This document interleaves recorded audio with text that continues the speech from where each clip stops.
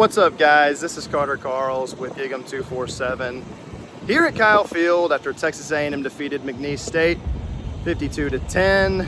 And going into this matchup, it's a FCS opponent, pretty overmatched. Can't take too much away from a game like this. And you know, coming out of the game, you feel similar, right? Not a lot of big picture takeaways that you can have, but probably the biggest one would be how Conner Weigman responded from a poor performance against Notre Dame last week. You know, you look at that performance, a whole lot went wrong for Conner Weigman. Struggled with his accuracy, struggled with his footwork, wasn't setting his feet, wasn't stepping into throws, was missing guys, was inaccurate. A whole bunch of problems, right? And again, it's McNeese State, it's an FCS team, but Conner Weigman, for the most part, played a pretty nice game. He led the team to 5 straight touchdown drives before coming out of the game with a couple minutes left in the second quarter. And, you know, was 11 for 14, 125 yards, 2 touchdowns. And really, besides one throw, you know, 3 incompletions, but 2 of them were drops. So probably only one throw that you could look at and say, yeah, okay, that deserved to be incomplete. You know, he had the really nice back shoulder throw to Noah Thomas for a 15-yard touchdown. He had the touchdown to Moose, which was nice to see. And, you know, was he perfect? No. You know, held the ball a little too long than I would have liked. You could maybe blame that on the receivers not creating as much separation as you would have liked.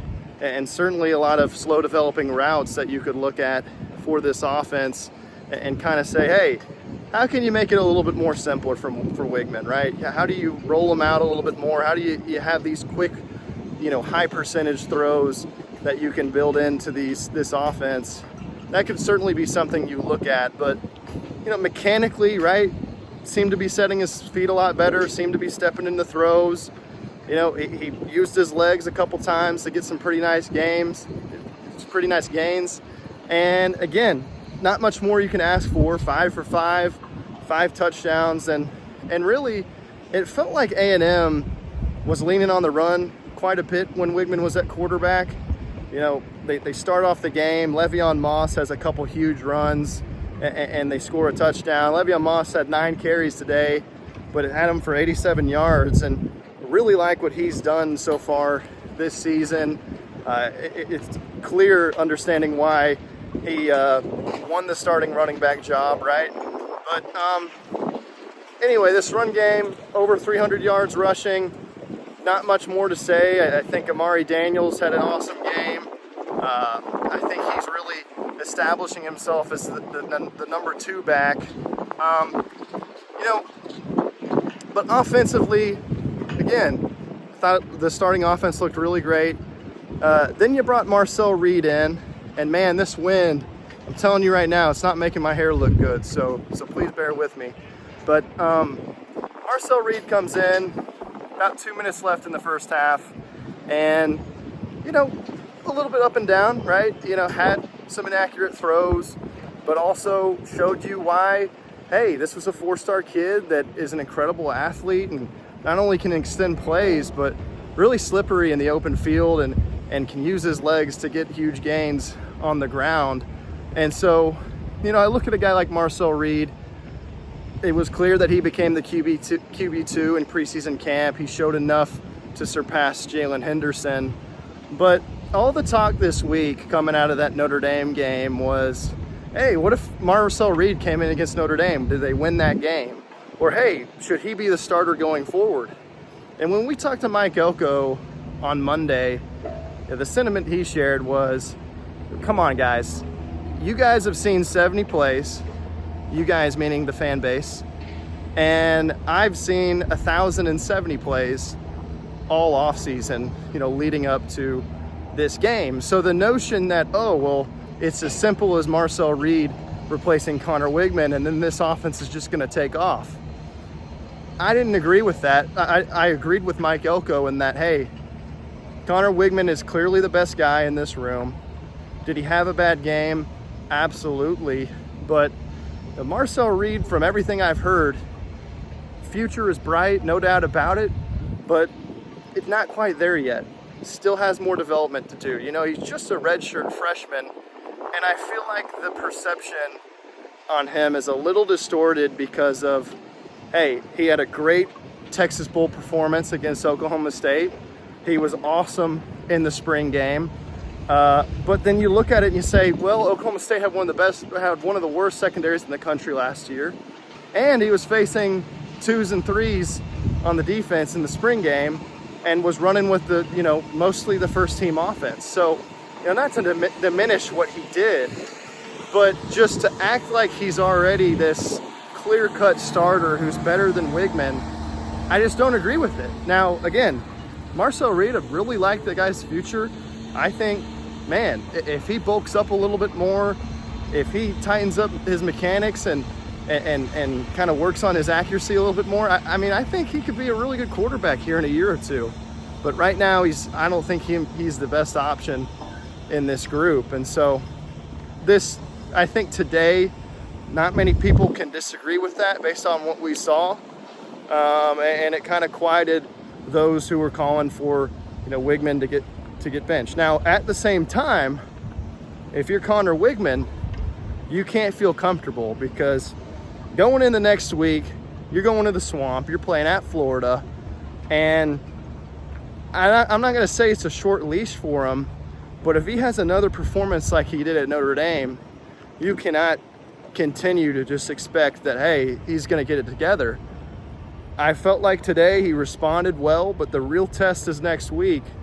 And if he plays as poorly as he did at Notre Dame, that's when you consider a change. Is that the second time it happens, and the second big game it happens. It's one thing to have a great performance against McNeese State, but if you stink it up the joint once again, it's hard to argue that you shouldn't be benched. So that's kind of the way I see it with this quarterback room. Connor Wigman's the best guy until he isn't, right? He's the best guy unless, you know, all those issues we saw against Notre Dame show up again. And, you know, talking about Wigman, I mean, it seems like what happened last week was a mental thing, right? Coming off a big injury, first game in almost a year, and hyped up crowd, season opener, Notre Dame. Just seemed like it kind of got to him. And now that he's settled in, is he, you know, poised enough to handle an environment like Florida, or are we going to see some of those same issues show up? So that'll be the big question heading into next week. And, you know, flipping over the defense, I felt like, again, a lot of the yards, a lot of the, you know, first downs that McNeese State got, it was against the second team, third team, fourth team defense. Can you take a whole lot from that? Probably not. Would you wish that the third string defensive tackles and DNs did a little bit better against the run? Yeah, no doubt about it. But I don't know if that's going to be a sign of anything that's to come. I do wish we would have seen a little bit more of a pass rush. Yet again, no sacks for Texas A&M. We did see two big plays from this secondary. Will Lee had the pick off of a tip, and Marcus Ratcliffe had the interception when Solomon DeShields hit the quarterback, and it kind of messed up his throw. So, you know, won the turnover battle 2-0.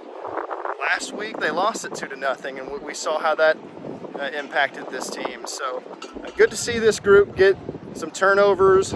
Look, last year this secondary was not very good at generating turnovers and really good at giving up big plays. And to see them not only generate a couple turnovers, but also back-to-back weeks not giving up much at all. Riley Leonard had 158 yards passing last week.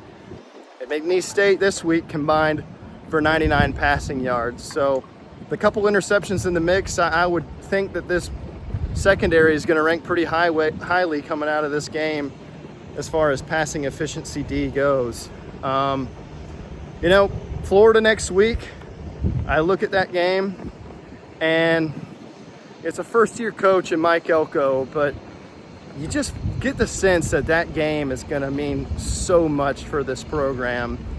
You know, going into that game, they still have a 10-game losing streak that dates back a few years on the road. They have not won on the road. We saw what happened at Miami last year, Tennessee, Ole Miss, LSU. It got ugly at times, and it also felt like they lost some winnable games. And so, can they beat a team that they should beat on the road? I think we'll say a lot about this team. You also could talk about, hey, if you lose to Florida, you know, you might be looking at a 7-5, 6-6 kind of year, because Florida has a, you know, you could make a case that they're like the 6th or 7th best team on this schedule. I mean, I'd put Missouri and Texas and Notre Dame over them. I'd put LSU over them, and I might put Auburn over them as far as quality of an opponent. So this is a game that A&M should win, and I know it's on the road. They should be favored, and you know, this week is interesting for Florida because they, you know, lose Graham Mertz for the game, and they're bringing in DJ Latway, former A&M target. So we'll see if his performance Saturday can give this team a boost off of their loss to Miami. But anyway, I think that game could really define this season. If A&M sets the tone, wins a nice game on the road, ends that streak, they could kind of prove, hey, it's different under Mike Elko than it was under Jimbo Fisher. You're going to win the games that you're expected to win. You're going to show up on the road and beat this team, right? So I think that this game could say a lot about this team. Obviously, coming out of McNeese, you feel a lot better than you do against Notre Dame, but we're going to learn a lot more about this team in the coming weeks. There's still a lot to learn, I think, about the Aggies. And so should be a fun week ahead. I'll be there in Gainesville, so looking forward to it. Going to be at Disney World next Friday, so if y'all are there, come say hi. But that's all for me today here at Kyle Field, and thanks for watching.